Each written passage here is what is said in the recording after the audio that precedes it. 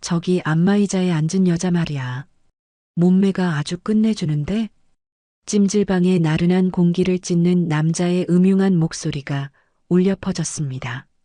그는 잠든 여자의 어깨에 슬쩍 손을 올리더니 이내 허벅지를 노골적으로 더듬기 시작했습니다. 하지만 그는 몰랐습니다. 자신이 건드린 여자가 누구인지, 그리고 그 대가가 얼마나 끔찍할지를. 잠자는 파이터의 눈이 번쩍 뜨이는 순간 한 남자의 인생을 나락으로 떨어뜨릴 참교육이 시작됩니다. 오늘의 사연 시작합니다. 한유진이 찜질방 카운터 앞에 서서 계산을 마쳤습니다.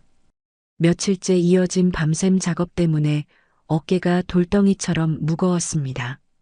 직원이 무심하게 말했다. D135번 락커입니다. 직원이 건넨 열쇠를 받아든 유진이 고개를 끄덕였습니다. 감사합니다. 유진이 탈의실로 향하며 목을 좌우로 돌렸습니다. 목뼈에서 뚝뚝 소리가 났습니다. 마감을 앞둔 연재 소설 때문에 사흘 동안 잠을 제대로 못 잤습니다. 탈의를 마친 유진이 휴게 공간으로 나왔습니다. 한쪽 벽면에 일렬로 놓인 안마의자들이 눈에 들어왔습니다. 다행히 빈자리가 하나 있었습니다. 유진이 안마의자에 몸을 맡겼습니다. 기계가 등과 어깨를 부드럽게 주물러주기 시작했습니다. 유진이 나른한 신음과 함께 중얼거렸다. 아, 좋다. 며칠 동안 쌓인 피로가 눈 녹듯 풀어지는 기분이었습니다. 어느새 유진의 눈꺼풀이 무거워졌습니다. 휴게 공간 한편에서 남자 3명이 소파에 앉아 맥주를 마시고 있었습니다. 그중 덩치가 가장 큰 남자가 안마의자에서 잠든 유진을 힐끗 쳐다봤습니다. 마동철이 부하 둘을 향해 턱짓했습니다. 마동철이 능글맞은 목소리로 말했다.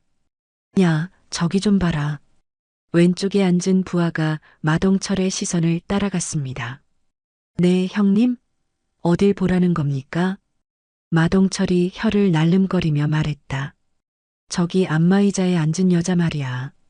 몸매가 아주 끝내주는데? 오른쪽 부하가 킥킥거렸습니다. 오, 역시 형님. 제대로 보셨습니다. 형님 취향이시네요. 마동철이 맥주를 한 모금 마시고 일어났습니다. 가만 있어봐. 오빠가 가서 인사나 한번 해봐야겠다. 부하 둘이 마동철을 따라 일어났습니다. 마동철이 유진에게 다가갔습니다. 유진은 여전히 깊은 잠에 빠져 있었습니다. 안마의자 소리에 마동철의 발소리가 묻혔습니다. 마동철이 유진 앞에 서서 위아래로 훑어봤습니다. 마동철이 음흉하게 웃으며 말했다. 자는 모습도 아주 예쁘네. 어디 잠꼬대는 안 하나? 부하가 낄낄거렸습니다. 역시 형님은 못 말리십니다. 정말 대단하십니다. 마동철이 유진의 어깨에 손을 올렸습니다. 처음에는 마사지하는 척했지만 점점 노골적으로 변했습니다.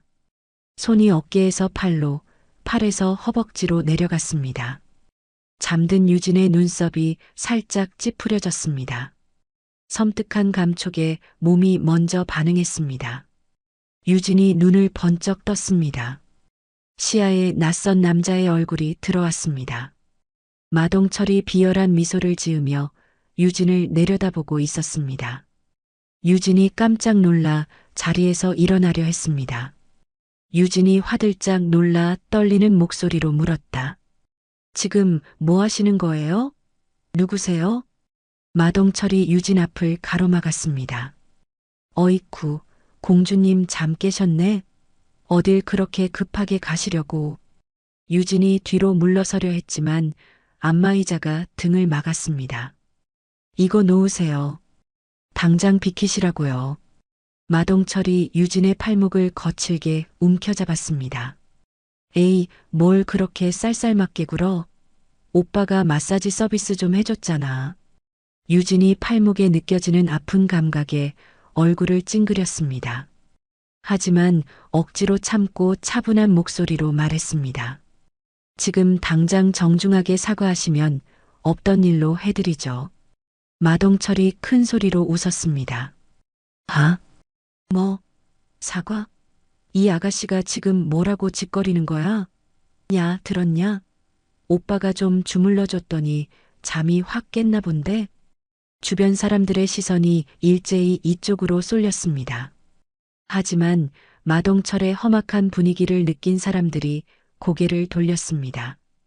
찜질방 직원이 상황을 보고도 모른 척 다른 곳으로 걸어갔습니다. 마동철이 더 큰 소리로 말했습니다. 아가씨, 원래 이런 데는 남자 만나러 혼자 오는 거 아니었어? 왜 새침을 떨고 그래? 유진의 얼굴이 창백해졌습니다. 주변 사람들이 모두 자신을 보고 있다는 걸 알았습니다. 하지만 아무도 도와주려 하지 않았습니다. 유진이 마동철의 손을 뿌리쳤습니다. 유진이 분노에 찬 목소리로 외쳤다. 이 손 놓으세요. 마동철의 얼굴이 순간 일그러졌습니다. 여자가 자신을 거부한다는 사실에 자존심이 상했습니다. 이런 건방진년이. 마동철이 유진의 뺨을 향해 손을 번쩍 들었습니다. 그 순간이었습니다. 유진의 눈빛이 완전히 달라졌습니다. 체념하고 무기력했던 눈빛이 사라졌습니다. 대신 날카롭고 차가운 눈빛이 마동철을 똑바로 응시했습니다. 마동철의 손이 허공에서 멈췄습니다. 뭔가 섬뜩한 기운을 느꼈기 때문입니다. 휴게 공간이 갑자기 조용해졌습니다. 안마의자 소리만 웅웅거렸습니다. 공기가 팽팽하게 긴장되었습니다. 유진이 마동철을 올려다보며 입을 열었습니다. 유진의 목소리가 낮고 차분했습니다. 마지막으로 한 번 더 말하죠. 하지만 그 속에는 무시무시한 냉기가 담겨 있었습니다. 그 더러운 손 치우고 당장 내 눈앞에서 사라지세요. 마동철이 어이가 없다는 듯 헛웃음을 터뜨렸다. 아? 뭘 어쩔 건데? 예쁘장하게 생겨서 겁대가리도 없네. 그 순간 유진이 번개처럼 움직였습니다. 마동철의 손목을 낚아채 아래로 강하게 잡아당겼습니다. 마동철이 당황하며 외마디 소리를 냈다. 마동철이 균형을 잃고 그대로 바닥으로 넘어졌습니다. 등이 바닥에 쿵 하고 부딪혔습니다. 부하들이 경악하며 소리쳤다. 형님. 부하 둘이 동시에 유진에게 달려들었습니다. 오른쪽 부하가 기세등등하게 주먹을 휘둘렀습니다. 유진이 몸을 살짝 틀어 가볍게 공격을 피했습니다. 동시에 왼쪽으로 파고들며 다른 부하의 팔을 잡아 그대로 비틀었습니다. 왼쪽 부하가 고통에 찬 비명을 질렀다. 아, 내 팔 부러져. 왼쪽 부하가 비명을 지르며 무릎을 꿇었습니다. 팔이 어깨 뒤로 꺾이면서 옴짝달싹할 수 없게 되었습니다. 오른쪽 부하가 그 광경에 겁에 질려 뒤로 물러섰습니다. 이 괴물 같은 년이 대체 뭐야? 유진이 바닥에서 허우적대는 마동철에게 다가갔습니다. 마동철의 팔을 등 뒤로 꺾어 올렸습니다. 마동철이 자존심도 잊은 채 절규했다. 으악, 아프다고. 마동철이 고통에 몸부림쳤습니다. 유진이 마동철의 귀에 대고 얼음장처럼 차갑게 말했습니다. 분명히 경고했어. 네가 먼저 시작한 거라고. 마동철이 악을 썼다. 이거 안 나? 당장 놓으라고. 마동철이 비굴하게 소리쳤습니다. 알았으니까 제발 좀 놔줘. 내가 잘못했어. 유진이 힘을 조금 늦췄습니다. 그때 마동철이 자유로워진 손을 재빨리 옷 속에 넣었습니다. 작은 스프레이를 꺼내 유진의 얼굴을 향해 겨눴습니다. 하지만 유진이 벽에 걸린 거울에서 마동철의 비겁한 움직임을 놓치지 않았습니다. 유진이 경멸을 담아 말했다. 끝까지 비겁하게 구네. 유진이 마동철의 팔을 인정사정 없이 더 세게 비틀었습니다. 마동철의 손이 자신의 얼굴 쪽으로 돌아갔습니다. 마동철이 절망적으로 외쳤다. 안 돼. 스프레이가 마동철의 얼굴에 그대로 뿌려졌습니다. 으악, 내 눈. 마동철이 눈을 부여잡고 비명을 질렀습니다. 그 과정에서 어깨뼈가 어긋나는 소리가 섬뜩하게 울렸습니다. 휴게 공간이 완전한 아수라장이 되었습니다. 사람들이 소리를 지르며 멀리 피했습니다. 경찰 불러. 빨리 경찰 좀 불러요. 세상에 사람 잡겠다.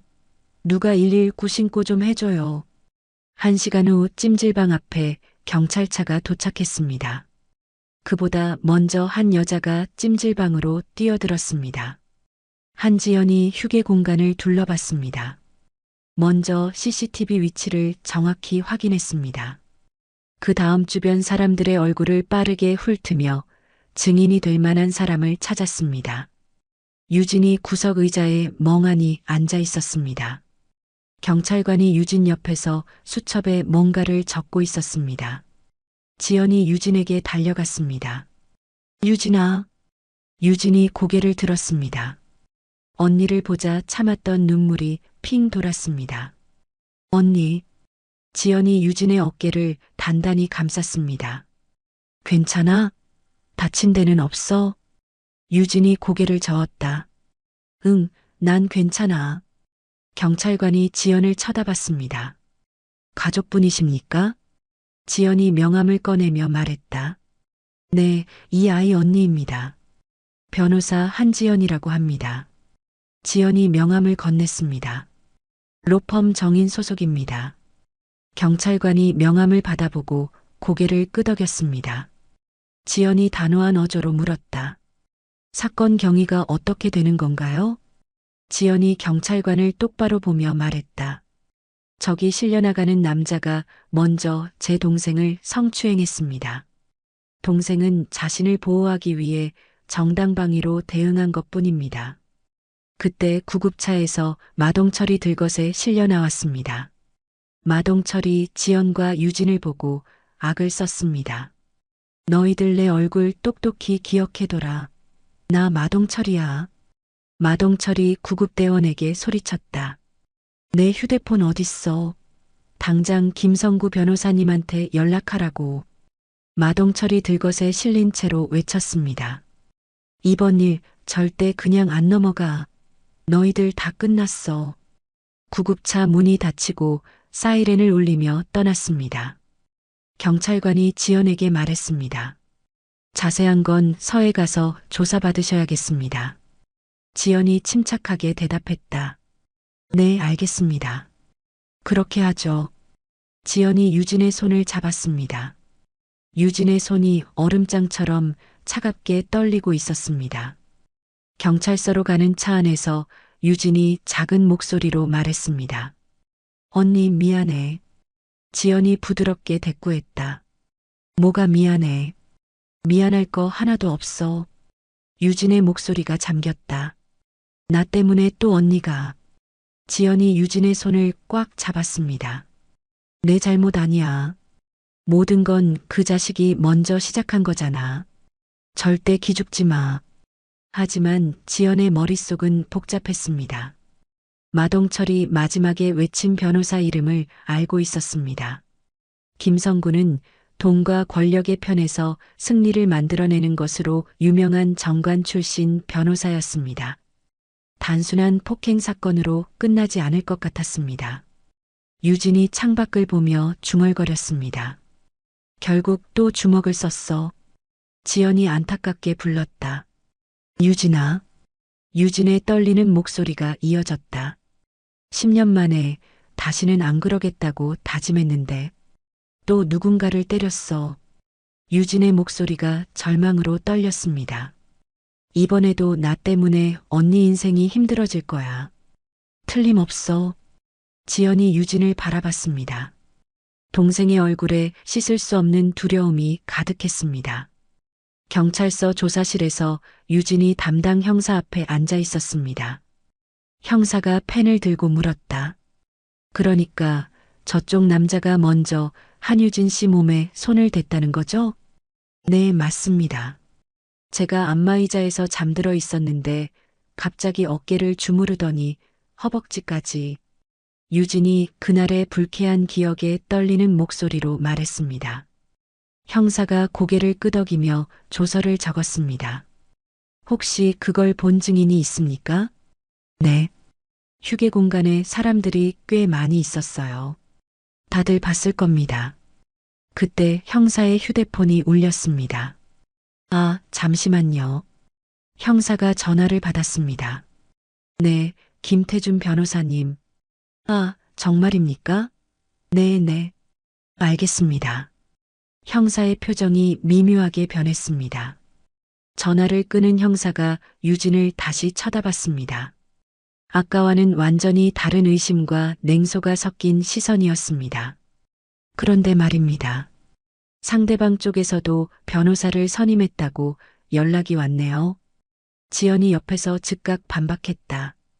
그게 이 사건과 무슨 상관입니까? 제 동생은 명백한 피해자인데요.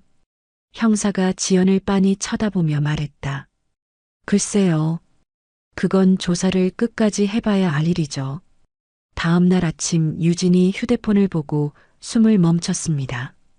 인터넷 포털 사이트 메인에 어젯밤 찍힌 자신의 사진이 대문짝만하게 떠 있었습니다. 찜질방 여성 폭력배의 무차별 폭행, 건실한 사업가, 의식 불명 중태. 유진이 떨리는 손으로 기사를 클릭했습니다. 기사에는 마동철이 선량한 피해자로 둔갑해 있었습니다. 한 여성의 일방적인 폭행으로 어깨뼈가 부서지고 안구에 심각한 화학적 손상을 입어 실명위기에 처했다는 내용이었습니다. 유진의 손이 부들부들 떨렸습니다. 밑으로 이어진 댓글은 더욱 충격적이었습니다. 요즘 여자들 정말 무섭다. 툭하면 남자부터 패고 보네. 남자라고 무조건 맞아줘야 하나? 이건 아니지. 저런 여자는 사회랑 영원히 격리시켜야 한다. 신상 공개해라. 기사에는 유진의 이름과 나이, 작가라는 직업까지 모두 공개되어 있었습니다. 지연이 급하게 전화를 걸었습니다. 변호사님, 지금 인터넷 기사 보셨습니까? 수화기 넘어 김 변호사의 목소리가 무겁게 들려왔다. 네, 봤습니다. 이건 명백한 여론 조작입니다. 상황이 아주 심각합니다. 바로 경찰서로 가보겠습니다. 경찰서에서 김 변호사가 CCTV 영상을 확인했습니다. 하지만 영상에는 유진이 마동철을 바닥에 넘어뜨리는 장면부터 나와 있었습니다. 마동철이 유진을 성추행하던 앞부분은 전부 잘려나가 있었습니다. 김 변호사가 담당 형사에게 항의했다. 형사님, 영상이 이상합니다. 앞부분이 없습니다. 형사가 어깨를 으쓱하며 말했다. 우리는 찜질방에서 받은 그대로를 보여드리는 겁니다. 그럼 증인 조사는 어떻게 되고 있습니까? 3명 조사했는데 전부 진술이 똑같습니다. 형사가 조서를 넘겨줬습니다. 여자가 먼저 소리를 지르며 시비를 걸었다고 하네요. 김 변호사가 조서를 읽어봤습니다. 모든 증인이 약속이라도 한 듯 똑같은 말을 하고 있었습니다. 한유진 씨가 먼저 소리를 지르며 마동철 씨에게 덤볐다. 김 변호사가 경찰서를 나와 지연에게 전화했다. 한지연 변호사님, 상황이 아주 좋지 않습니다. 네, 그게 무슨 말씀이세요? 영상은 교묘하게 편집된 것 같고 증인들은 모두 매수된 것으로 보입니다. 하지만 이걸 법정에서 증명하기가 무척 어렵습니다. 유진이 집에서 인터넷을 보며 절망에 빠졌습니다. 악플이 실시간으로 끝없이 달렸습니다. 저런 여자는 사회에서 격리시켜야 해. 남자 때리는 게 그렇게 재밌나? 사이코패스 아니야?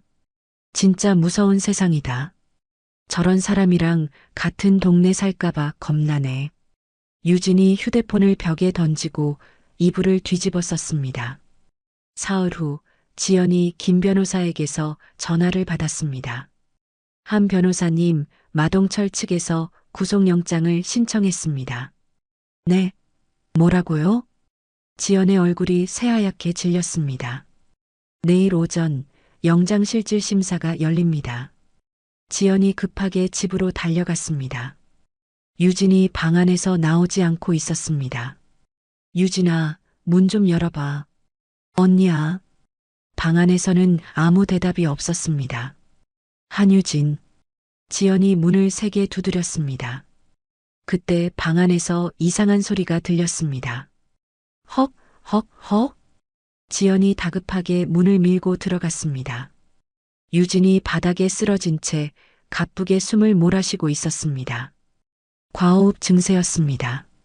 유진아, 정신 차려. 괜찮아, 괜찮아. 지연이 유진을 끌어안았습니다.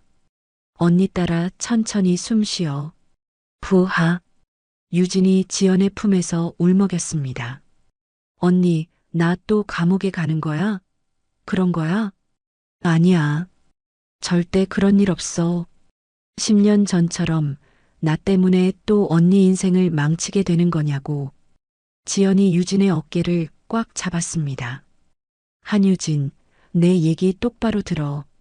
지연의 눈빛이 강철처럼 단단해졌습니다. 10년 전처럼 너 혼자 도망치게 하지 않을 거야. 언니, 이번엔 언니가 싸울 거야.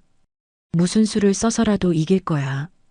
지연이 유진의 눈을 똑바로 바라봤습니다. 이 세상 누구도 다시는 내 동생을 함부로 건드리지 못하게 만들겠어.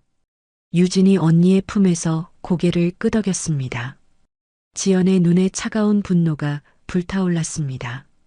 마동철이라는 존재를 이 세상에서 완전히 없애버리겠다고 다짐했습니다.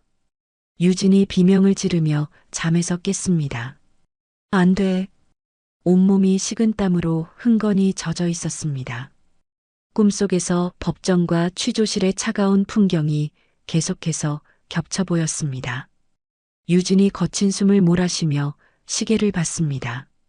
아직 새벽 3시였습니다. 잊고 싶었던 10년 전 그날이 또다시 선명하게 떠올랐습니다. 고등학교 2학년 시절 유진이 뒷골목의 낡은 창고에서 주먹을 휘두르고 있었습니다. 상대는 자신보다 2살 많은 동네 불량배였습니다. 불량배가 코피를 흘리며 비틀거리며 일어났다. 이런 미친년이 감히 나를 쳐? 유진이 얼음처럼 차가운 눈빛으로 상대를 바라봤습니다. 내 친구가 딴 돈 전부 다 내놔. 뭐라고? 내 친구한테서 뜯어간 돈 전부 다 내놓으라고 했어. 유진이 다시 주먹을 꽉 쥐었습니다. 부모님이 사고로 돌아가신 후 유진은 완전히 다른 사람이 되었습니다. 타고난 싸움 실력으로 동네 불량배들을 제압하며 그들만의 세상에서 이름을 날렸습니다. 하지만 그 명성은 텅 빈 마음을 채워주지 못했습니다. 그 무렵 휴가를 나온 지연이 유진의 방문을 두드렸습니다. 유진아, 나와서 밥 먹자. 방 안에서 신경질적인 목소리가 터져나왔다. 안 먹어. 얼굴 좀 보자. 문 열어봐. 저리 가라고. 지연이 깊은 한숨을 쉬었습니다. 한유진, 언제까지 이렇게 살 거야? 언니가 뭘 알아? 유진이 벌컥 문을 열고 나왔습니다. 얼굴 한쪽에 시퍼런 멍이 들어 있었습니다. 지연의 얼굴이 굳었다. 너 또 싸웠구나. 그래, 또 싸웠어. 그래서 뭐? 유진이 지연을 삐딱하게 째려봤습니다. 언니처럼 온실 속 화초같이 모범생으로 살 생각, 눈곱만큼도 없으니까 신경 꺼. 유진아, 엄마 아빠 없다고 착한 딸 코스프레라도 하라고? 웃기지 말라 그래. 지연이 다가가려 했지만 유진이 방문을 쾅 닫아버렸습니다. 며칠 후 유진이 친구 성민이를 만났습니다. 성민이의 얼굴이 새파랗게 질려 있었습니다. 유진아, 나 이제 정말 죽었어. 무슨 일이야? 똑바로 말해. 도박 사이트에서 돈 빌린 거 조폭들한테 걸렸어. 성민이가 공포에 질려 떨리는 목소리로 말했습니다. 빌린 돈이 이자까지 붙어서 1,000만 원이래. 뭐? 1,000만 원? 일주일 안에 못 갚으면 장기라도 팔아서 갚게 만들겠다고. 나 정말 어떡해? 유진이 성민이의 어깨를 잡았습니다. 어떤 놈들이야? 누가 그랬어? 동대문 쪽에서 활동하는 조직인데 진짜 무서운 놈들이야. 잘못 엮이면 인생 끝장나. 그날 밤 유진이 혼자 조직의 아지트로 향했습니다. 낡은 건물 지하에서 희미한 불빛이 새어나오고 있었습니다. 유진이 망설임 없이 문을 박차고 들어갔습니다. 누구야? 조직원 5명이 놀라며 일어났습니다. 박성민 빛, 오늘부로 없던 일로 해. 조직원들이 킥킥거렸습니다. 하, 어린 년이 간땡이가 부었네. 여기가 어딘 줄 알고 혼자 기어들어와? 마지막으로 말한다. 성민이 건드리지 마. 조직원 한 명이 쇠파이프를 들었습니다. 이런 건방진 년이. 유진이 그 조직원을 먼저 제압했습니다. 하지만 나머지 4명이 동시에 덤벼들었습니다. 2년 죽여버려. 유진이 혼자서는 역부족이었습니다. 게다가 상대들은 몽둥이와 칼까지 들고 있었습니다. 이제 넌 죽었어. 조직원이 칼을 휘둘렀습니다. 유진이 간신히 피했지만 팔에 깊은 상처가 났습니다. 그 순간이었습니다. 유진아. 지연이 나타났습니다. 휴가 나온 군복을 입은 채로 달려왔습니다. 언니. 지연이 살벌한 눈으로 조직원들을 훑어봤습니다. 거기까지. 내 동생한테 손끝 하나라도 더 대기만 해. 뭐야, 군바리가 여긴 왜 끼어들어? 여긴 민간인들 노는 데야. 조직원이 지연에게 덤벼들었습니다. 지연이 군에서 배운 격투술로 순식간에 3명을 제압했습니다. 이런 젠장. 마지막 남은 조직원이 뒤에서 칼을 휘둘렀습니다. 지연이 반사적으로 유진을 감싸 안았습니다. 칼날이 지연의 옆구리를 깊숙이 파고들었습니다. 유진이 절규했다. 언니. 지연이 바닥에 쓰러졌습니다. 단정한 군복이 순식간에 새빨간 피로 물들었습니다. 꼼짝 마. 경찰이다. 신고를 받고 경찰이 들이닥쳤습니다. 모두 손들어. 유진이 피를 흘리는 지연을 안고 울부짖었습니다. 언니, 언니 정신 차려. 괜찮아. 지연이 흐려지는 의식 속에서도 유진의 손을 꽉 잡았습니다. 내 잘못 아니야. 아니야. 나 때문이야. 내가 언니를 이렇게 만들었어. 유진아, 내 잘못 아니라고. 지연이 구급차에 실려갔습니다. 유진은 경찰서로 연행됐습니다. 그날 이후 유진은 자신의 주먹을 저주했습니다. 누군가를 지키려던 주먹이 결국 가장 소중한 사람을 해쳤다는 죄책감에 시달렸습니다. 다시 현재로 돌아온 유진이 차가운 방바닥에 무릎을 끌어안고 앉았습니다. 결국 또 그때처럼 되는 거야. 유진의 눈에서 뜨거운 눈물이 쉴 새 없이 흘러내렸습니다. 10년 전에 그 끔찍한 아픔이 마치 어제의 일처럼 고스란히 되살아났습니다. 지연이 군 징계위원회 앞에 꼿꼿이 서 있었습니다. 중령 계급장을 단 심사관이 서류에서 눈을 떼지 않은 채 말했습니다. 한지연 대위. 네, 대위 한지연입니다. 민간인 폭행 사건에 개입한 것에 대해 해명하시오. 지연이 흔들림 없는 목소리로 대답했습니다. 제 동생이 위험에 처해 있어 구하러 갔을 뿐입니다. 심사관이 차갑게 말을 잘랐다. 그렇다 하더라도 군인이 민간 사건에 개입하는 것은 군법에 어긋나는 부적절한 행동이었소. 심사관이 지연을 날카롭게 쳐다보며 말을 이었다. 특히 과잉 대응으로 민간인들에게 불필요한 상해를 입혔어. 군인으로서의 품위도 심각하게 손상시켰고, 지연이 입술을 꽉 깨물었습니다. 따라서 특수임무 지휘관 자격을 박탈하고 금일부로 행정보직으로 전출 조치한다. 지연의 얼굴이 새하얗게 질렸습니다. 평생을 바쳐 꿈꿔온 특수부대 지휘관의 자리가 눈앞에서 사라졌습니다. 이번 결정에 이해 있습니까? 지연이 모든 감정을 억누르며 작은 목소리로 대답했습니다. 없습니다. 한 달 후 지연이 행정사무실에서 묵묵히 서류 정리를 하고 있었습니다. 동료 장교가 지나가며 말을 걸었습니다. 한대위, 진급시험 준비는 잘 돼가? 자네 실력이면 이번엔 소령 계급장 달 수 있을 텐데. 그냥 하고 있어. 하지만 진급심사 때마다 징계 기록이 어김없이 발목을 잡았습니다. 한지연 대위는 과거 민간인 폭행 사건으로 징계를 받은 이력이 있습니다. 군인으로서 품위 유지에 문제가 있었던 것으로 사료됩니다. 결국 지연은 몇 년간 같은 자리에 머물러야 했습니다. 어느 날 유진이 지연의 군 숙소를 찾아왔습니다. 언니, 여긴 어쩐 일이야? 미안해. 유진이 고개를 푹 숙였습니다. 나 때문에 언니 인생이. 지난 일이야. 그런 소리 하지 마. 지연이 애써 담담하게 말했습니다. 언니, 나 이제 다시는 싸우지 않을 거야. 뭐? 격투기도 그만두고 다신 주먹 같은 거 안 쓸 거야. 유진이 떨리는 목소리로 말했습니다. 내 이 주먹 때문에 언니가 그렇게 됐잖아. 내가 다 망쳤어. 지연이 뭔가 말하려 했지만 유진은 그대로 돌아서서 나가버렸습니다. 5년 후 지연이 전역 신청서를 내밀었습니다.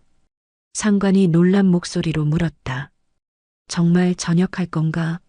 한대위, 아직 젊은데 아깝지 않나? 지연이 희미하게 웃었습니다. 네, 결정했습니다. 더 이상 이곳에 제가 있을 이유가 없습니다. 전역 후 지연은 군사 컨설팅 회사에 취직해 정보 분석과 위기관리 업무를 맡았습니다. 회사 대표가 혀를 내두르며 감탄했다. 한지연 씨, 실력이 정말 대단하네요. 과연 707 특임대 출신은 다릅니다. 2년 후 로펌 정인의 김 변호사가 지연을 찾아왔습니다. 저희 로펌에서 함께 일해보실 생각 없으십니까? 제가 법률 회사에서요? 사건의 진실을 파헤칠 유능한 전문 조사관이 필요합니다. 한지연 씨처럼 말입니다. 업계 최고의 조건으로 모시겠습니다. 다시 현재 유진이 지연의 손을 잡고 울고 있었습니다. 언니, 또 나 때문에 언니 인생이 망가지고 있어. 바보같이 무슨 소리야, 그게. 나 때문에 군대도 그만두고 이번에도 나 때문에. 지연이 유진의 어깨를 단단히 잡았습니다. 한유진, 내 얘기 잘 들어. 언니, 만약에 10년 전 그날 네가 날 구하러 오지 않았다면 어떻게 됐을 것 같아? 유진이 고개를 들었습니다. 그 짐승 같은 놈들 손에 언니가 죽었을지도 몰라. 지연의 목소리가 가늘게 떨렸습니다. 그랬다면 난 평생을 지옥 속에서 후회하며 살았을 거야.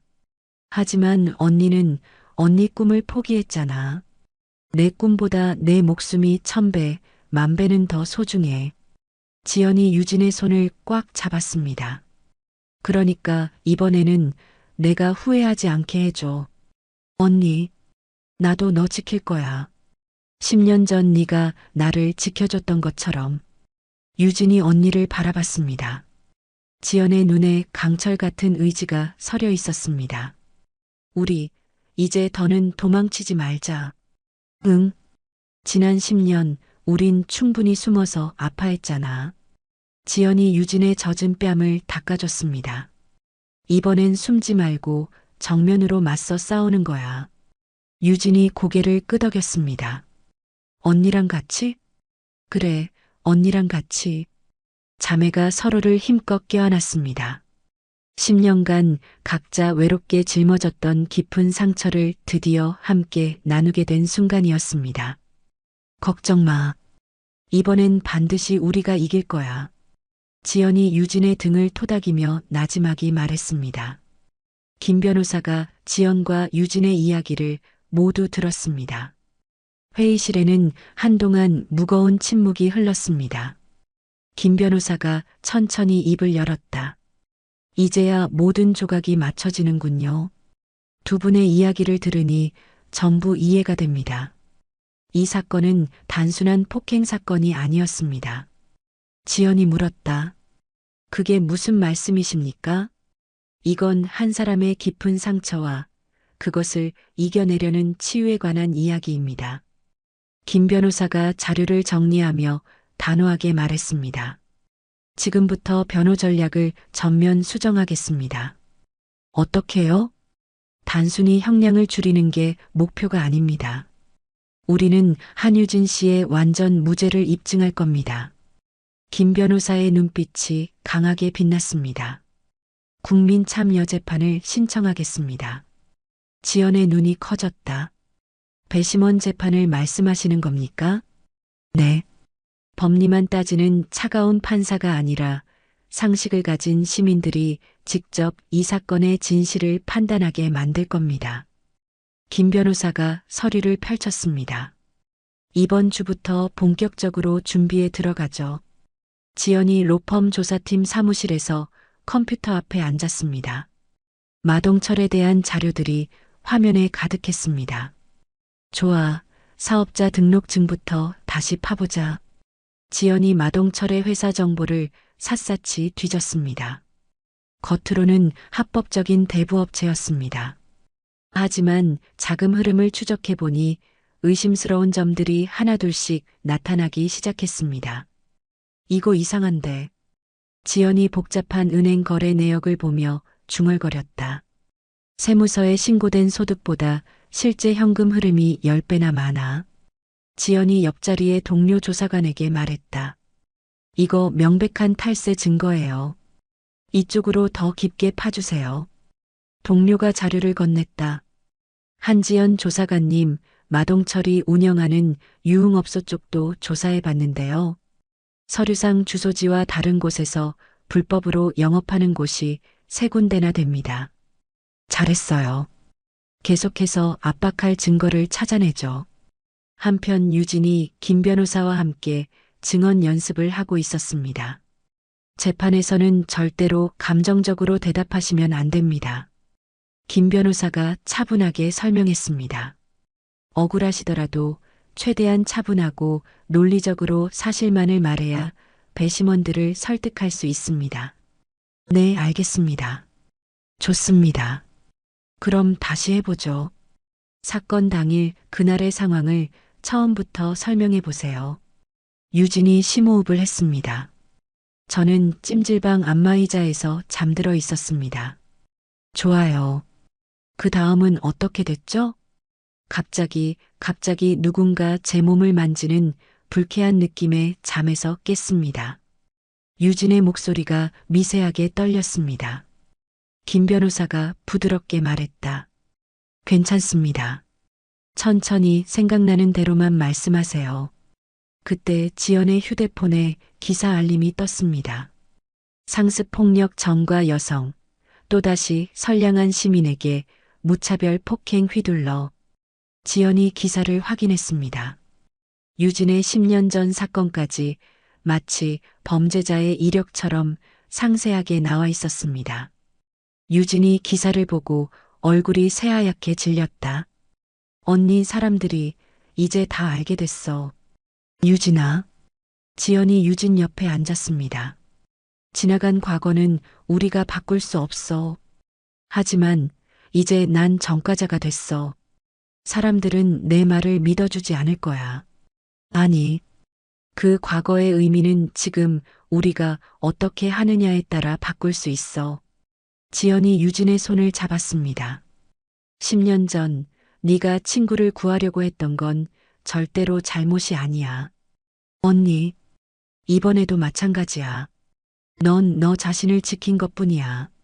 나쁜 짓을 한 게 아니라고. 유진이 고개를 끄덕였습니다. 지연이 휴대폰을 꺼내 어디론가 전화를 걸었습니다. 강수진? 나 한지연인데. 수화기 너머에서 젊은 남자의 목소리가 들렸다. 지연 누나? 진짜 누나 맞아요? 그래, 나다. 707 특임대에서 같이 근무했던 강수진 맞지? 네, 맞습니다. 그런데 제 번호는 어떻게 해? 너한테 꼭 부탁할 게 있어서 수소문해서 연락했어. 지연이 조용한 곳으로 이동했습니다. 혹시 CCTV 영상 분석 좀 도와줄 수 있어? 무슨 영상인데요? 교묘하게 편집된 것 같은데 원본을 복원할 수 있을지 궁금해서. 강수진이 잠시 생각했습니다. 찜질방 클라우드 서버에 원본이 아직 남아있다면 가능할 겁니다. 그래, 그럼 꼭 좀 부탁할게. 네, 알겠습니다.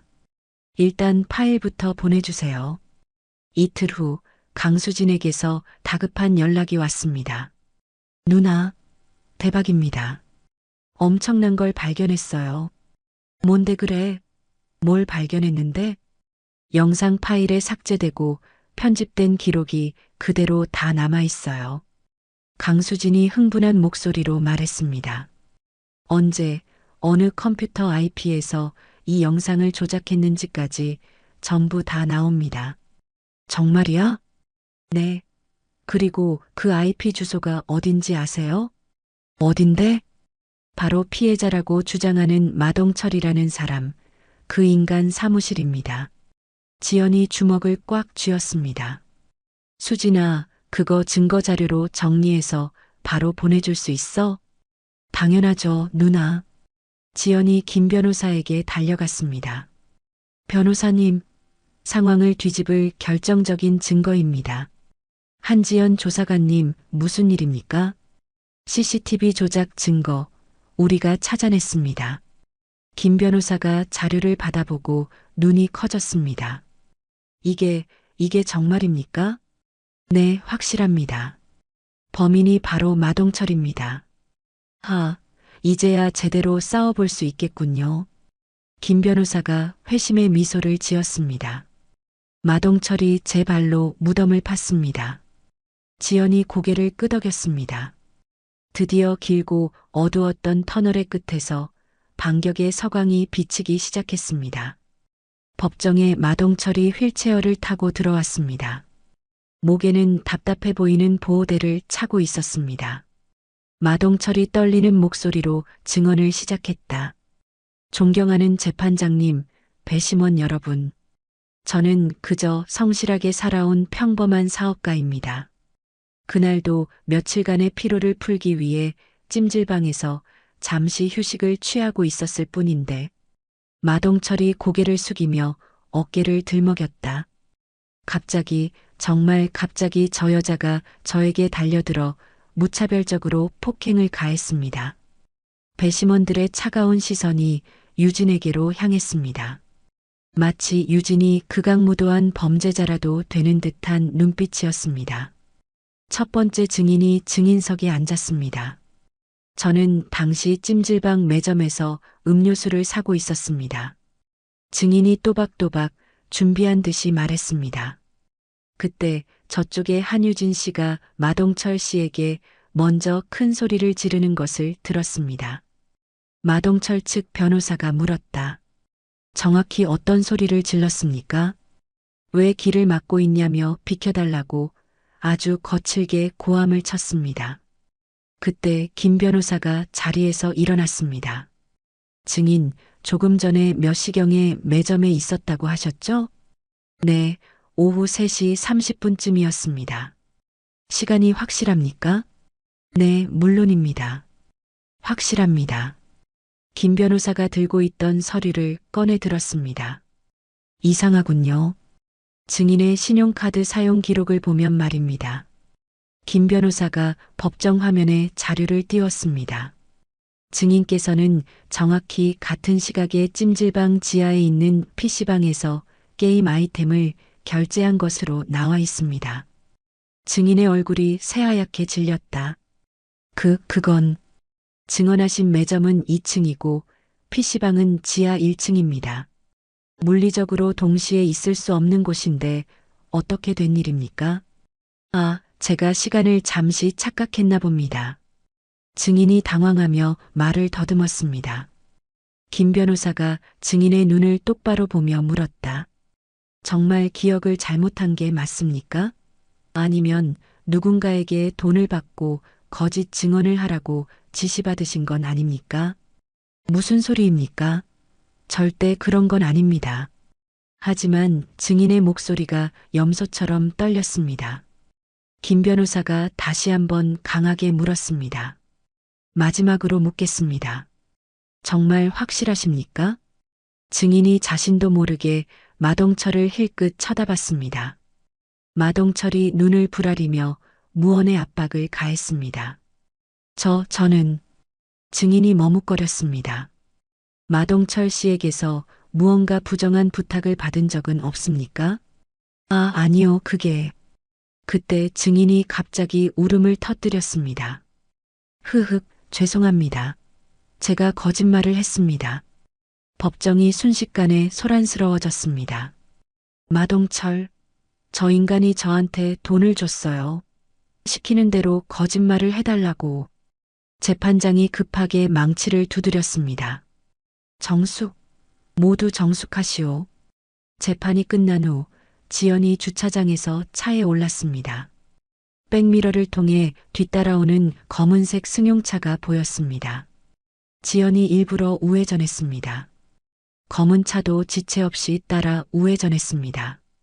지연이 나직이 읊조렸다. 결국 미행까지 붙였네. 지연이 침착하게 휴대폰 카메라를 켰습니다. 신호등에 멈춰 섰을 때 상대방 차의 번호판을 정확히 찍었습니다. 지연이 김 변호사에게 전화했습니다. 변호사님, 지금 사진 하나 보내드리겠습니다. 네, 무슨 사진입니까? 절 미행하는 차량 번호판입니다. 마동철 쪽에서 보낸 하수인들인 것 같습니다.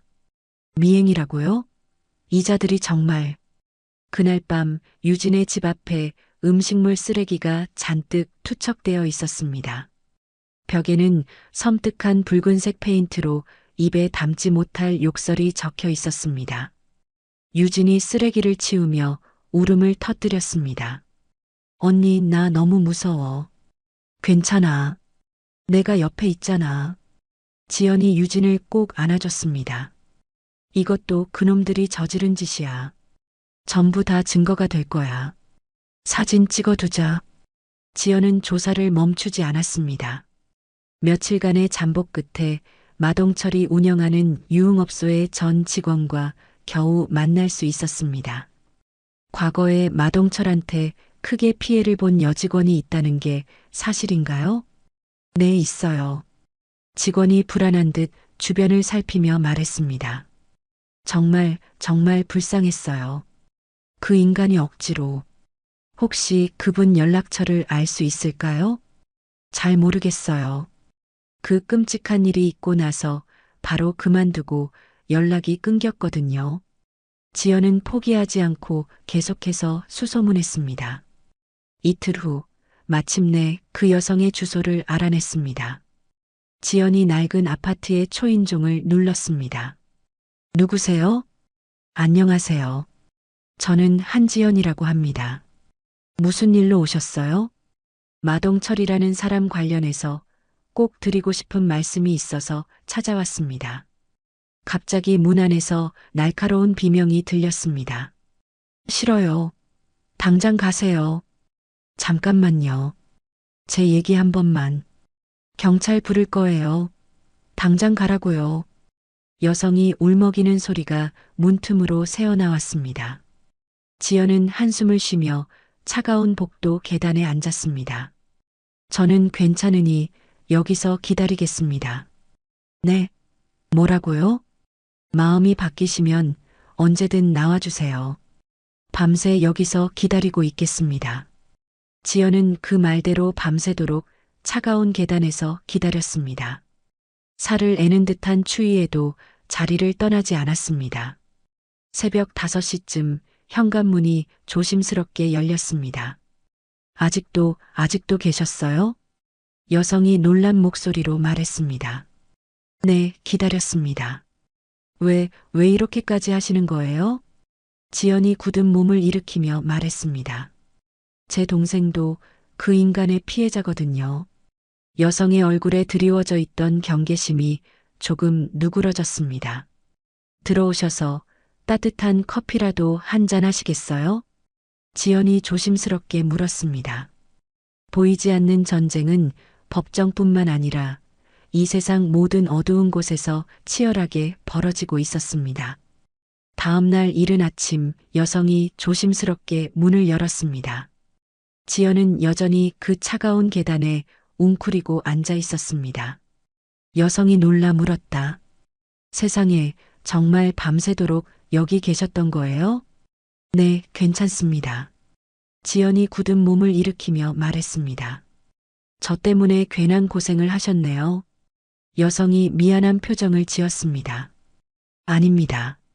제가 무작정 찾아와 폐를 끼쳤습니다. 죄송합니다. 지연이 고개를 숙였습니다. 여성이 물었다. 도대체 왜 이렇게까지 하시는 거예요? 10년 전에 제 동생을 지키려다 제 모든 것을 잃을 뻔한 적이 있습니다. 지연이 담담한 목소리로 말했습니다. 군인이었는데 그 일로 징계를 받고 평생의 꿈도 포기해야만 했습니다. 여성이 지연을 찬찬히 뜯어보았습니다. 하지만 단 한 번도 후회한 적은 없습니다. 저에겐 꿈보다 동생이 더 소중했으니까요. 그때 얼마나 힘드셨을까요? 그런데 지금 그 동생이 또다시 위험에 처했습니다. 지연의 목소리가 절박하게 떨렸습니다. 이번엔 저 혼자만의 힘으로는 지킬 수가 없습니다. 제발 제 동생을 지킬 수 있게 도와주세요. 여성이 한참을 망설이더니 마침내 입을 열었습니다. 들어오세요. 네, 정말입니까? 네. 날도 추운데 따뜻한 커피라도 한 잔 끓여드릴게요. 거실에서 여성이 떨리는 목소리로 자신의 상처를 꺼내놓았습니다. 저도 마동철, 그 인간한테 끔찍한 일을 당했어요. 어떤 일이셨습니까? 유흥업소에서 일할 때였어요. 그 인간이 준 술에 약이 들어 있었던 걸 모르고 마셨죠. 여성이 눈물을 훔쳤습니다. 정신을 차려보니 모든 게 끝나 있었어요. 힘드시겠지만 법정에서 증언해 주실 수 있겠습니까? 증거도 있어요. 여성이 떨리는 손으로 휴대폰을 꺼냈습니다. 그 일이 있고 나서 마동철이 저를 협박할 때 무서워서 몰래 녹음했었거든요. 정말입니까? 네. 한번 들어보세요. 녹음 파일에서 마동철의 오만한 목소리가 흘러나왔습니다. 그날 일 한마디라도 발설하면 어떻게 되는지 알지? 조용히 입 다물고 살아. 지연이 주먹을 꽉 쥐었습니다. 이 녹음 파일 제가 복사해도 되겠습니까? 네. 가져가세요. 부디 그 인간 벌받게 해주세요. 김 변호사가 급하게 법원에 추가 증인 신청서를 제출했습니다. 지연이 걱정스럽게 물었다. 변호사님, 재판부에서 받아줄까요? 분명 상대편에서 격렬하게 반대하고 나올 겁니다. 재판을 고의로 지연시키려는 전술이라고 우기겠죠. 김 변호사의 예상대로 마동철 측 변호사가 격렬하게 반대했습니다. 재판장님, 이는 명백한 재판 지연 전술입니다. 새로 신청한 증인의 증언은 이 사건과 아무런 관련이 없습니다. 하지만 재판부는 추가 증인을 받아들였습니다. 증인의 증언을 들어보도록 하겠습니다. 다음 날 유진이 증인석에 섰습니다. 법정 안의 모든 소음이 거짓말처럼 멎었습니다. 김 변호사가 부드럽게 물었다. 증인, 사건 당일의 상황을 차분하게 설명해 보세요. 저는 찜질방에서 깊이 잠들어 있었습니다. 유진의 목소리가 떨렸습니다. 그러다 누군가 제 몸을 더듬는 끔찍한 감촉에 잠에서 깼습니다. 그때 기분이 어땠습니까? 너무나 무서웠습니다. 잊고 싶었던 10년 전의 기억이 전부 떠올랐거든요.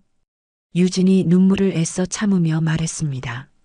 10년 전에도 제 주먹 때문에 사랑하는 언니가 크게 다쳤습니다. 그래서 다시는 주먹을 쓰지 않겠다고 제 자신과 약속했습니다. 배심원들이 숨을 죽이고 유진의 이야기에 집중하고 있었습니다. 마동철 측 변호사가 날카롭게 파고들었다. 그런 약속까지 했다면서 왜 결국 폭력을 사용했습니까? 유진이 잠시 눈을 감았다가 결심한 듯 대답했습니다. 저는 그날 제 자신만을 지키려 했던 게 아닙니다. 10년 전 저를 위해 모든 것을 희생했던 언니의 그 마음까지 지키고 싶었습니다. 법정안이 숙연해졌습니다. 언니가 저 때문에 포기해야 했던 그 모든 것들을 더는 헛되게 만들고 싶지 않았습니다. 배심원석에서 한 여성이 조용히 눈물을 닦았습니다. 그때 지연의 휴대폰이 짧게 진동했습니다. 강수진에게서 온 메시지였습니다. 작업 완료. 증거물 USB 택배로 보냈습니다. 1시간 후 로펌으로 택배가 도착했습니다. 상자 안에는 작은 USB 하나가 들어 있었습니다. 지연이 김 변호사에게 달려갔습니다. 변호사님, 드디어 왔습니다. CCTV 원본 파일입니까? 네. 조작 기록 로그까지 전부 다 들어 있습니다. 김 변호사가 USB를 단단히 손에 쥐었습니다. 좋습니다. 이제 마지막 승부를 걸 시간이군요. 재판이 재개되기 직전 김 변호사가 자리에서 일어났습니다. 재판장님, 재판의 향방을 가를 새로운 증거를 제출하고자 합니다. 무슨 증거입니까? 사건 당시의 CCTV 원본 영상과 피고인 측에서 영상을 조작했다는 명백한 증거입니다. 마동철의 얼굴이 순간 굳어졌습니다. 마동철이 옆에 앉은 부하에게 속삭였다. 또 다른 피해자년인가? 돈으로 막으면 돼. 상관없어. 하지만 영상 원본이라는 말을 듣는 순간 마동철의 얼굴이 새하얗게 질렸습니다. 설마 그게 어떻게? 마동철이 자신의 변호사를 다급하게 불렀습니다. 김 변호사, 뭔가 단단히 잘못됐어. 법정의 모든 사람이 김 변호사의 손에 들린 그 작은 USB를 바라봤습니다. 지난 10년간 숨겨져 있던 아픈 진실들이 마침내 세상에 나올 준비를 마친 것이었습니다. 마동철이 식은땀을 줄줄 흘리며 USB를 노려봤습니다. 거짓으로 위태롭게 쌓아 올린 성이 와르르 무너질 순간이 바로 눈앞에 다가왔습니다. 피해 여성이 증인석에 앉았습니다. 법정 안의 모든 소음이 거짓말처럼 멎었습니다. 김 변호사가 부드러운 목소리로 물었다. 증인께서는 마동철 피고인과 어떤 관계였습니까? 네, 저는 마동철, 저 인간이 운영하던 유흥업소에서 일했었습니다. 여성의 목소리가 가늘게 떨렸습니다. 벌써 2년 전 일이네요. 그때 무슨 일이 있었는지 증언해 주시겠습니까? 그 인간이 준 술에 약을 탔어요. 저는 아무것도 모르고 정신을 잃고 깨어보니 여성이 끝내 눈물을 흘렸습니다. 모든 게 끝나 있었습니다. 그 인간이 저를 성폭행했어요. 법정이 충격으로 술렁였습니다. 혹시 증인의 주장을 뒷받침할 증거가 있습니까? 네, 있습니다. 그 일이 있고 나서 저를 협박할 때 무서워서 몰래 녹음했던 파일이 있습니다. 김 변호사가 재판장을 향해 말했습니다. 재판장님의 허락하에 증거로 제출된 녹음 파일을 재생하겠습니다. 스피커에서 마동철의 오만하고 위협적인 목소리가 법정 전체에 울려 퍼졌습니다. 그날 일 한마디라도 발설하면 어떻게 되는지 알지? 조용히 입 다물고 살아. 누구한테 말하는 날이 내 재산날인 줄 알아. 배심원들의 얼굴이 차갑게 굳어졌습니다. 김 변호사가 준비한 USB를 컴퓨터에 연결했습니다. 존경하는 재판장님, 그리고 배심원 여러분. 이제부터 사건 당일의 CCTV 원본 영상을 보시겠습니다. 대형 스크린에 영상이 나타났습니다. 마동철이 잠든 유진에게 음흉한 표정으로 다가가는 모습이 선명하게 보였습니다. 마동철이 유진의 어깨를 주무르다 점점 아래로 허벅지로 손을 내리는 장면이 그대로 나왔습니다. 마동철이 자리에서 벌떡 일어나 소리쳤다. 거짓말. 저건 다 조작된 영상이야. 저 계집애가 날 함정에 빠뜨린 거라고. 재판장이 엄하게 경고했다. 피고인 정숙하시오. 한 번 더 소란을 피우면 퇴정시키겠소.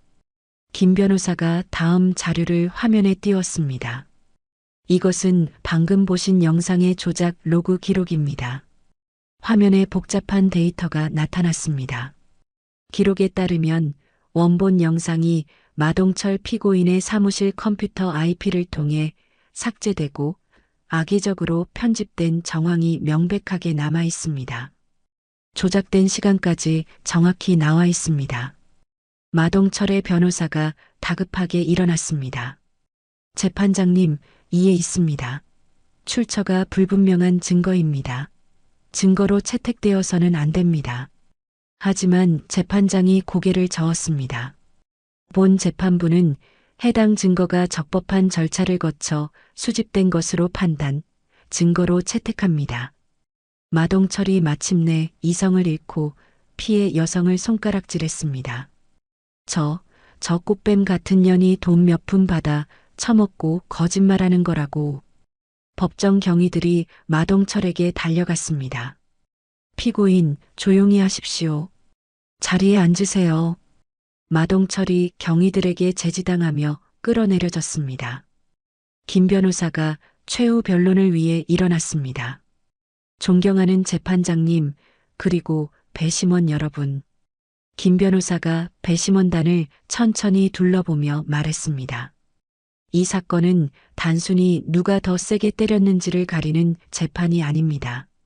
이것은 한 인간의 존엄성을 무참히 짓밟은 자와 그것을 지키기 위해 마지막까지 저항한 자 중 우리가 누구의 편에 설 것인지를 묻는 재판입니다.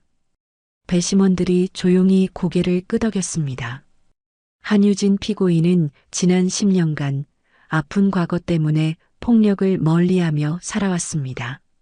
하지만 그날 피고인은 자기 자신과 자신을 위해 모든 것을 희생한 언니의 존엄을 지키기 위해 어쩔 수 없이 맞서 싸워야만 했습니다. 김 변호사의 진심 어린 목소리가 법정 전체를 울렸습니다. 만약 이 저항이 죄가 된다면 이 세상의 모든 약자들은 죄인으로 살아가야만 할 것입니다. 배심원단이 평의실로 들어갔습니다. 30분 후 다시 법정으로 돌아왔습니다. 배심원장이 자리에서 일어났습니다. 피고인 한유진에 대한 배심원단의 평결을 말씀드리겠습니다. 법정 안에 모두가 숨을 죽였습니다. 배심원단은 전원 일치 의견으로 피고인 한유진에게 무죄 평결을 내렸습니다. 순간 법정 안은 환호와 박수 소리로 터져나갈 듯 했습니다. 방청석에서 박수가 쏟아졌습니다. 재판장이 망치를 3번 두드렸습니다. 피고인 한유진에게 무죄를 선고한다. 유진과 지연이 서로를 끌어안고 뜨거운 눈물을 흘렸습니다. 언니, 우리가 이겼어. 그래, 유진아. 우리가 이겼어. 재판장이 판결을 계속 이어갔다. 또한 피고인 마동철에 대해서는 위증교사, 증거인멸, 성폭력 범죄 처벌 등에 관한 특례법 위반 혐의로 검찰의 직권 수사를 명령하며 증거인멸 및 도주의 우려가 있어 법정 구속을 집행한다. 경찰이 마동철에게 다가가 수갑을 채웠습니다. 마동철이 유진과 지연을 향해 악을 썼다. 이대로 끝날 것 같아? 내가 나가기만 해봐. 너희 자매부터 갈기갈기 찢어 죽일 테니까. 하지만 자매는 더 이상 두렵지 않았습니다. 유진과 지연이 마동철을 똑바로 바라봤습니다. 지연이 얼음처럼 차가운 목소리로 말했다. 이제 당신은 끝났어. 마동철이 경찰에게 거칠게 끌려나갔습니다. 김 변호사가 자매에게 다가왔습니다. 축하합니다. 정말 어려운 싸움이었습니다. 유진이 눈물을 닦으며 깊이 고개를 숙였다. 변호사님, 정말 감사합니다.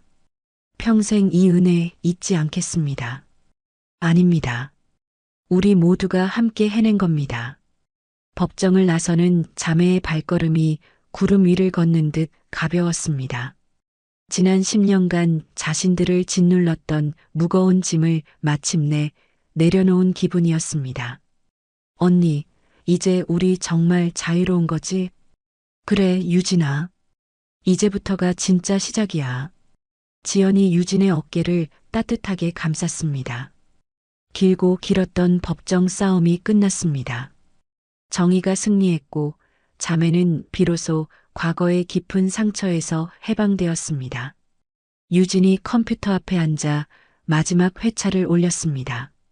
소설 D135 완결입니다. 그동안 제 부족한 글을 사랑해 주셔서 진심으로 감사합니다. 엔터키를 누르자마자 댓글이 폭포수처럼 쏟아졌습니다. 작가님, 진짜 제 인생 소설이었어요. 마지막까지 감동입니다. 이게 실화 바탕이라니 더 몰입해서 봤어요. 작가님 정말 대단하십니다. 제발 이 소설 영화로 만들어주세요. 1000만 관객 보장합니다. 그때 유진의 휴대폰이 울렸습니다. 모르는 번호였습니다. 여보세요? 아, 한유진 작가님이시죠? 저는 명성 영화사 대표 김성민이라고 합니다. 네, 영화사요? 안녕하세요.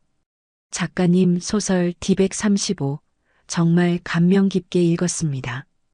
혹시 저희 쪽에서 영화와 판권을 구매하고 싶은데 의향이 어떠신지요? 유진이 놀라 자리에서 벌떡 일어섰습니다. 언니, 빨리 이리 좀 와봐. 대박이야. 서재에서 서류를 보던 지연이 달려왔습니다. 왜 그래? 무슨 일이야? 언니, 방금 영화사에서 전화 왔어. 내 소설 영화로 만들고 싶대. 정말? 세상에. 지연이 유진의 어깨를 토닥이며 활짝 웃었습니다. 우리 유진이 이제 대한민국을 대표하는 대작가 다 됐네. 한편 지연은 로펌 정인의 회의실에 앉아 있었습니다. 대표 변호사가 서류를 내밀었습니다. 한지연 변호사님, 이번 마동철 사건 해결 과정에서 보여주신 능력 정말 대단했습니다. 저희 로펌의 파트너 변호사로 정식으로 모시고 싶습니다. 제가 파트너 변호사요? 네. 그렇게 된다면 우리 로펌 역사상 최연소 파트너가 되는 겁니다. 지연이 잠시 생각에 잠겼다가 단호한 표정으로 고개를 저었습니다.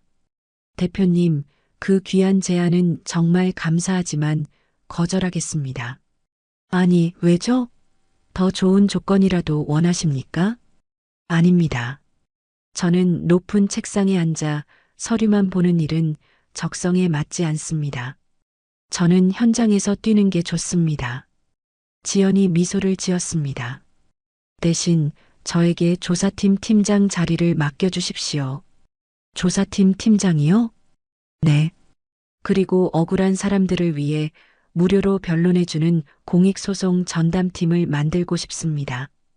대표님께서 허락해 주신다면요. 대표 변호사가 잠시 지연을 바라보다가 이내 고개를 끄덕였습니다. 좋습니다.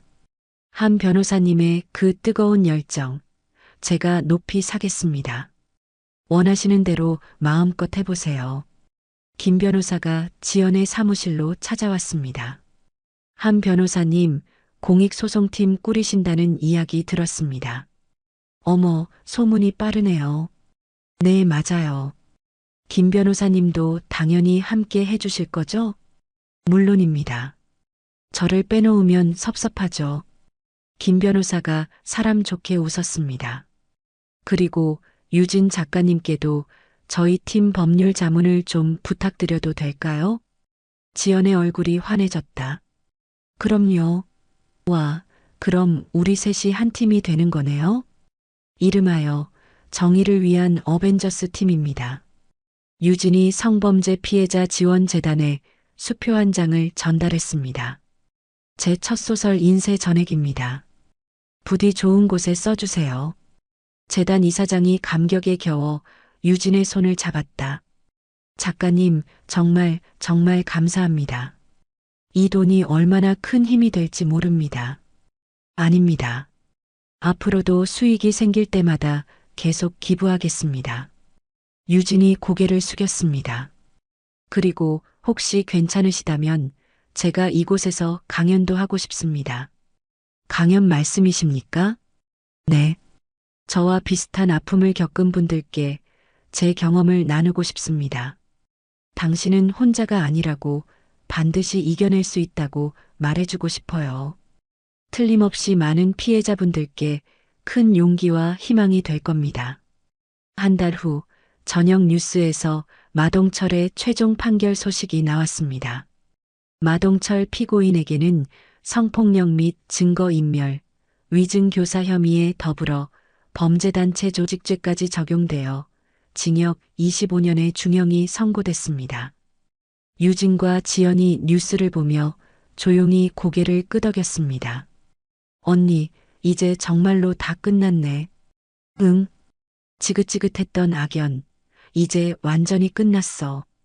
어느 화창한 토요일 오후였습니다. 유진과 지연, 그리고 김 변호사가 함께 찜질방에 왔습니다. 김 변호사가 웃으며 말했다. 허허, 제가 다시 여기에 오게 될 줄은 정말 몰랐습니다. 저도요. 유진이 카운터에서 열쇠를 받으며 말했다. 저기, 혹시 D135번 락커 키로 주실 수 있을까요? 네. 아, 네. 여기 있습니다. 직원이 친절하게 열쇠를 건넸습니다. 유진이 손안의 락커 번호를 보며 환하게 미소 지었습니다. 이제 D135는 끔찍한 악몽의 숫자가 아니었습니다. 모든 것을 이겨내고 맞이한 새로운 시작의 문이었습니다. 탈의를 마친 세 사람이 휴게 공간으로 나왔습니다. 예전 그 자리에 그 안마의자가 그대로 있었습니다. 유진이 망설임 없이 안마의자에 앉았습니다. 이상하다. 하나도 무섭지가 않아. 당연하지. 넌 이제 그때의 한유진이 아니니까. 지연이 옆 의자에 앉으며 다정하게 말했습니다. 유진이 편안하게 안마의자에 몸을 맡겼습니다. 이번에는 평화롭고 깊은 잠이 찾아왔습니다. 악몽이 아닌 따스한 햇살 같은 달콤한 꿈을 꿨습니다. 지연이 잠든 동생의 머리를 부드럽게 쓰다듬었습니다. 김 변호사가 그 모습을 흐뭇하게 바라봤다. 정말 평화로워 보이네요. 네. 제 동생이 저렇게 편안하게 자는 모습 10년 만에 처음 보는 것 같아요. 지연의 목소리가 따뜻하게 울렸습니다. 1시간 후 유진이 개운하게 깨어났습니다. 아, 진짜 잘 잤다. 기분은 어때? 최고야. 이렇게 푹 자본 게 얼마만인지 모르겠어. 세 사람이 휴게 공간 테이블에 둘러앉았습니다. 시원한 식혜와 구운 계란을 주문했습니다. 김 변호사가 서류 가방을 열었습니다. 그런데 말입니다. 우리 팀의 첫 번째 사건 파일이 들어왔습니다. 지연이 눈을 반짝였다. 벌써요? 어떤 사건인데요? 모 대기업에서 벌어진 직장 내 성희롱 사건입니다. 피해자께서 용기를 내어 저희에게 도움을 요청해 왔어요. 김 변호사가 파일을 펼쳤습니다. 유진이 식혜를 마시며 단호하게 말했다. 그럼요. 당연히 우리가 도와드려야죠. 지연이 파일을 들여다보며 말했다. 좋아요. 그럼 월요일부터 바로 시작하죠. 또 한 번 정의를 위해 제대로 싸워봅시다. 세 사람이 서로를 바라보며 환하게 웃었습니다. 찜질방 안에 따뜻하고 희망찬 웃음소리가 울려 퍼졌습니다. 유진이 물었다. 그래서 우리 팀 이름은 뭐로 할 거예요? 김 변호사가 농담조로 말했다. 정의 수호대는 어떻습니까? 에이, 너무 촌스러워요. 지연이 킥킥거렸습니다. 유진이 구운 계란을 까며 말했습니다. 팀 이름이 뭐가 중요해. 그냥 우리는 우리야. 정의를 믿고 약한 사람들 편에 서서 끝까지 함께 싸우는 우리. 세 사람의 단단한 연대는 앞으로도 계속될 것이었습니다. 사회의 어두운 구석에서 고통받는 약자들을 위해 싸우는 세상에서 가장 든든한 동료들로 말입니다. D135는 이제 절망의 낙인이 아닌 새로운 희망의 상징이 되었습니다. 오늘 이야기 어떠셨나요? 혹시 마지막까지 들어주신 분이 계시다면 잘 들었다고 댓글 하나만 남겨주세요. 여러분에게도 달빛 같은 순간이 찾아올 거예요. 지금까지 달빛 이야기였습니다. 더 좋은 사연으로 다시 찾아뵙겠습니다. 늘 평온한 하루 되시길 바랍니다. 감사합니다.